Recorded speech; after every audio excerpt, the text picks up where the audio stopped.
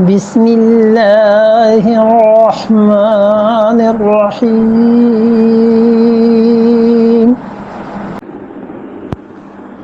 لا جناح علیکم ان طلقتم النساء ما لم تمسوهن او تقرضوا لهن فريضة ومتعوهن على الموسع قدره وعلى المقتر قدره متاعا بالمعروف حقا على المحسنین۔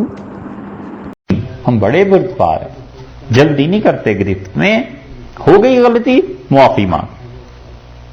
لا جناح علیکم، یہ آیت بھی گزر چکی ہے، جو تیسرے نمبر پہ ہم نے کہی تھی نا طلاق والی خواتین، یہ ان کے متعلق ہے۔ لا جناح علیکم، کوئی گناہ نہیں ہے تم پہ، ان طلقتم النساء، اگر تم عورتوں کو طلاق دے دو، ما لم تمسوہن، جنہیں تم نے چھوا نہیں ہے، او تفرضوا لہن فریضہ، یا تم ان کے لیے حق مہر مقرر کر چکے ہو۔ ٹھیک ہے، نہیں ہے، اچھا چلو جاگ رہے۔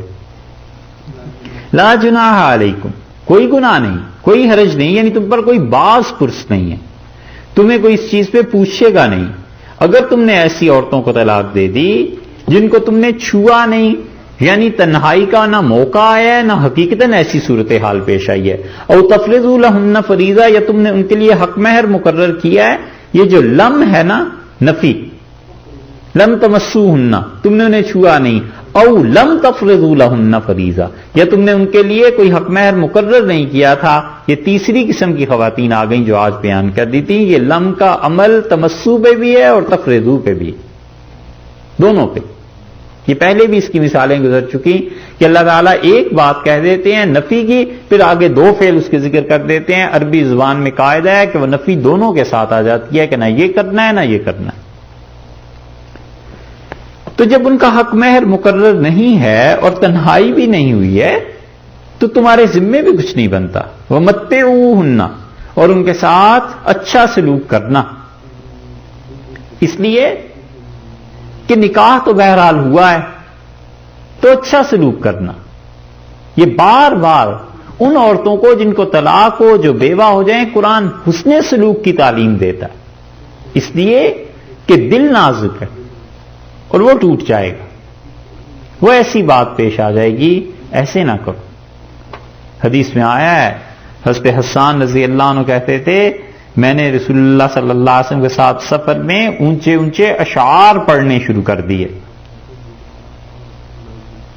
تو اشعار کی وجہ سے چونکہ انسان کی طبیعت میں جذبات آ جاتے ہیں نا، شاعری جب اچھی سنتا ہے تو رسول اللہ صلی اللہ علیہ وسلم نے مجھ سے ایک جملہ فرمایا، اور وہ ہے اپنے اپنی سمجھ کی بات کا سمجھنے کا۔ آپ نے فرمایا ارے شیشوں کا نہ توڑ دینا، خواتین بھی تھی نا، تو ارشاد فرمایا شیشے بھی ہیں انہیں نہ توڑ دینا، مطلب یہ کہ دل ان کے بڑے نازک ہوتے ہیں، تو کوئی ایسا شعر نہ پڑھ دینا جس کی وجہ سے ان کے دل ٹوٹے۔ یہ ہے اللہ نے فرمایا اگرچہ تم نے تنہائی اس سے نہیں ہوئی اور تم نے کوئی حق مہر بھی مقرر نہیں کیا، لیکن نکاح تو ہوا تھا، اس کا بھی خیال رکھو۔ وَمَتِّعُوهُنَّ، اور انہیں فائدہ پہنچانا ہے۔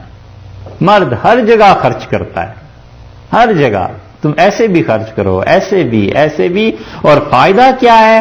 حنفی فقہا کہتے ہیں کہ ایک جوڑا کپڑوں کا، جو بھی وہاں پہ رائج ہو، اگر وہاں پہ خواتین چادر باندھتی ہیں تو اس کو تین چادر، ایک چادر دے دی جائے سر کے لیے، ایک نیچے باندھنے کے لیے، اور ایک اس کا کرتا۔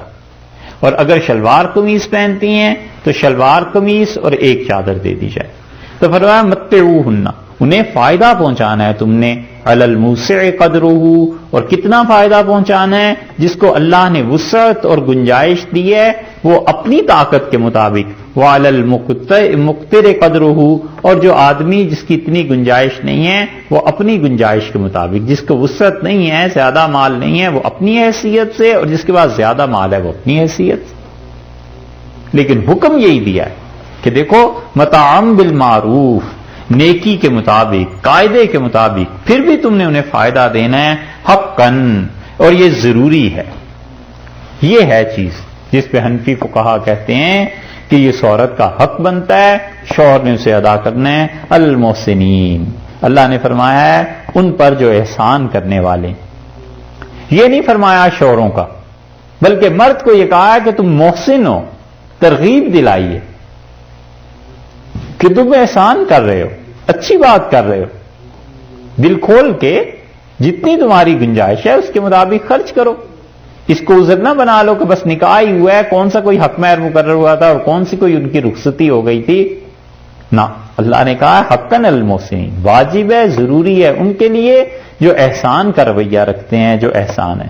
اللہ کو یہ وسعت ظرفی جو ہے نا بڑی پسند، کہ انسان ظرف کا بڑا ہونا چاہیے، انسان لوگوں کے معائب کو چھپانے والا ہونا چاہیے، انسان اپنی ضروریات پہ دوسروں کو ترجیح دینے والا ہونا چاہیے۔